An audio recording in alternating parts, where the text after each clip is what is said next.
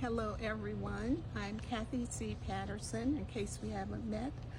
I woke up with this at 3 o'clock this morning when I couldn't go back to sleep, and I think that is the way I receive messages or what I should be talking about at a given time.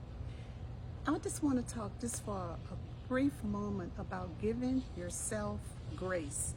It is so important. One of the things I wrote in my book on page 34, this one, Thoughts to Ponder, Discovering Your Authentic Self, if you have it, just one line, and it says, after reflection about being up for 3 hours this morning, I remembered something. I'm human, and because I am, I'm not perfect.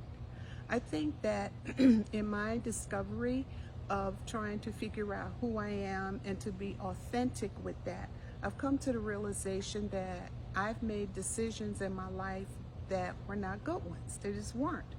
And I've had to live with the repercussions of those or the consequences of those. Remember I talked about Skinner, that you can have a stimulus and a response and a consequence, but it is how you handle your response to a given stimulus which is going to determine the consequence. So I went back through my journal, and one of the things I ran across, I had forgiving yourself. And this is what I wrote.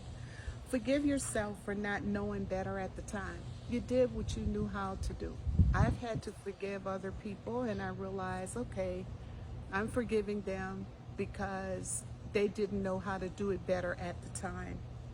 Forgive yourself for giving away your own authenticity and your own power, giving it to somebody else. You know, I've said this so much that no one can make you feel inferior without your permission. That is what Eleanor Roosevelt said, and it's so true. The other thing is, forgive yourself for past behaviors, whatever it might be. Forgive yourself for that. Now, implicit in this discussion is that you are going to God for repentance. That, let's say that's foundational. But then what we have to do is understand that we did things that were not great, and we have to forgive ourselves for that. The other thing is, forgive yourself for the survival patterns and traits you picked up while enduring trauma. Forgive yourself for being who you needed to be at the time. So how do you do that? Give yourself some grace. In other words, do unto yourself as you would do unto others. Be kind, be empathetic, be compassionate, be sympathetic, and do better. Once you learn how to do something better, do it.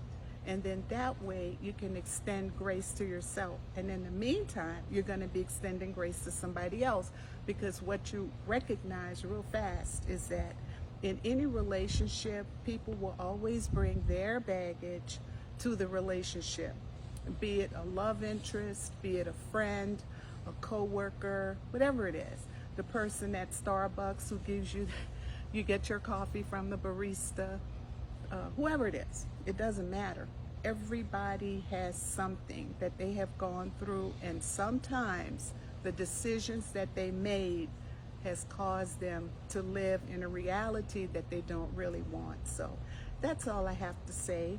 Just give yourself some grace, and that's it. In the meantime, if you want to get the book, again, it's this one, Thoughts to Ponder, Discovering Your Authentic Self, and you can get it from bookbaby.com, who's the publisher, or Amazon, or you can go to my website, www.kcploveproductions.com. And in the meantime, share the video with someone who may need to give themselves some grace. All right? You have a blessed day and be well.